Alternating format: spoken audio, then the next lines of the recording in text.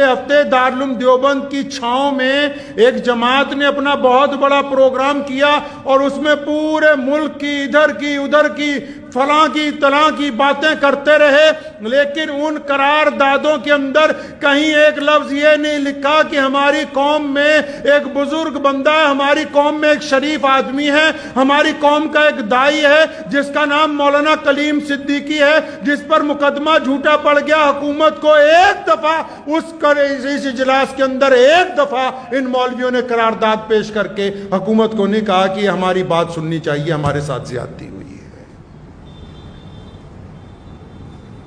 لیکن دعویٰ ہے کہ ہم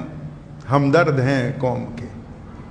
یہ دعویٰ لیکن پورا رکھیے گا، اور آپ بھی ماشاءاللہ ان سے سر پہ ہاتھ پھرواتے رہیں، 500 کے نوٹ مصحفوں میں دیتے رہیے، ہٹیے گا نہیں اس وقت تک جب تک اللہ کی طرف سے حکم نہ آ جائے کہ ان کی جگہ دوسرے بندے لاؤ۔ قائد وہ ہوتا ہے جو اہل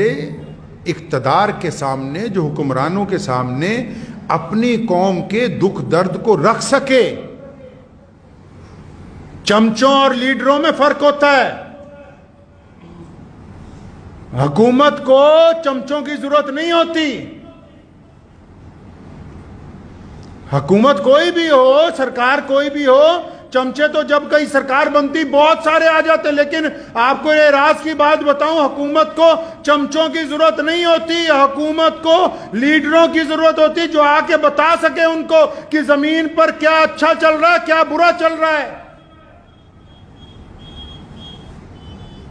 تم یار بات کرتے ہو، ایمان کی بات کرتے ہو، اپنی دیش کی مٹی کی بات کرتے ہو، پیار اور محبت کی، لیکن زمین سے اوپر آسمان کے نیچے درمیان کی ایسی بات کرتے ہو نہ جہاں ہمارے پلے پڑ رہی نہ سرکار کے پلے پڑ رہی ہے۔ اگر آپ یہ کہتے ہیں کہ ہم مسلمانوں کے نمائندے ہیں تو آپ کو اپنے کام کرنے سے پہلے نمائندہ، اگر مسلمانوں کا نمائندہ بننا ہے تو اللہ اور اس کے رسول صلی اللہ علیہ وسلم کے حکم کے مطابق بننا ہوگا، آپ کی مرضی نہیں چلے گی۔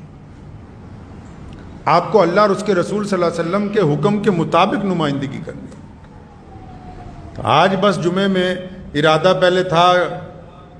کہ پیارے نبی حضرت محمد رسول اللہ صلی اللہ علیہ وسلم کی سیرت کے کچھ اور واقعات پیش کروں گا، لیکن گزشتہ ایک ہفتے سے لگاتار یہی بیانات سن رہا تھا تو دل میں آیا کہ کم از کم اپنی قوم کے جو بڑے ہیں ان کو گزارش ہی کر دوں کہ حضرت اگر آپ واقعی اتفاق کی بات کرتے ہیں تو ہمیں تو آپ سارے کے سارے بڑے اکابر حضرات، جتنے بڑے اکابر علماء ہیں، جڑے بڑے اکابر مسلمان لیڈران ہیں، ہم نے تو ان کو ابھی تک ایک اسٹیج کے اوپر نہیں دیکھا ہے، ہم نے ان کو ایک اسٹیج پہ نہیں دیکھا۔ یہ باتیں اتفاق کی تب ہوتی ہیں جب عملی طور کے اوپر اس کا نتیجہ کیا جائے۔ پیارے نبی حضرت محمد رسول اللہ صلی اللہ تعالیٰ علیہ وسلم نے ہمیں یہ درس دیا ہے، آپ صلی اللہ علیہ وسلم نے یہ بات سمجھائی ہے ہمیں کہ آپس میں نا اتفاقی نہ کریں۔ مسلمانوں کو تو رسول اللہ صلی اللہ علیہ وسلم نے ایسی باتیں عطا فرمائی جو پوری دنیا کے لیے فائدہ مند ہے، پوری دنیا کے انسانوں کے لیے محبت کی علم بردار ہیں، پوری دنیا کے انسانوں کے لیے فلاح و بہبود کے علم بردار ہیں، پوری دنیا میں ظلم و ستم کے خاتمے کے لیے، پوری دنیا کے مظلوموں کی مدد کے لیے فائدہ مند ہیں۔ اور یہ اتنے کمزور ہیں کہ حضور صلی اللہ علیہ وسلم کی شان میں بے ادبی ہو تو اس پر بھی کچھ نہیں بولتے،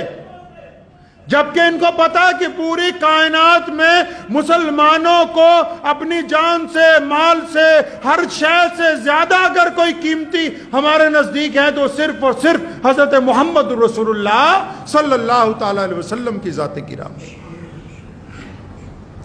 میں حکومت کو بھی بتانا چاہتا ہوں کہ یہ بولیں یا نہ بولیں، ہم آپ کو بھی بتانا چاہتے ہیں، مسلمانوں کو تمام باتیں منظور ہو سکتی ہیں، پیارے نبی حضرت محمد رسول اللہ صلی اللہ علیہ وسلم کی شان میں بے ادبی منظور نہیں ہو سکتی ہے۔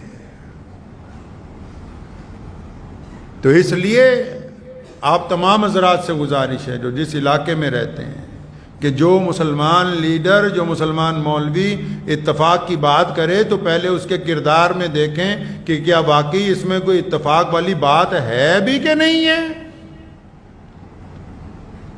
اگر یہ مسلک کے اندر نا اتفاقی میں پھنس گیا،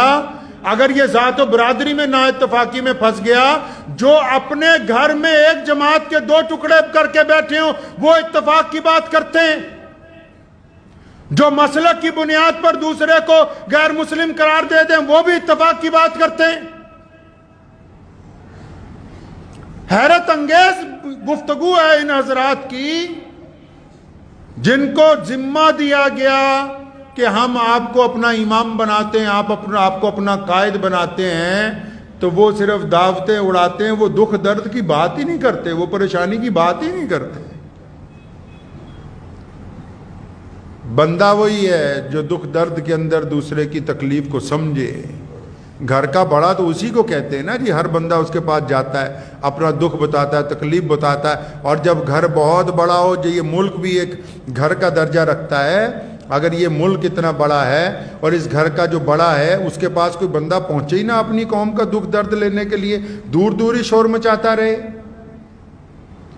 اخباروں کے اندر ہی شور مچاتا رہے، تو میں یہ سمجھتا ہوں پھر وہ بندہ اپنی قوم کا بڑا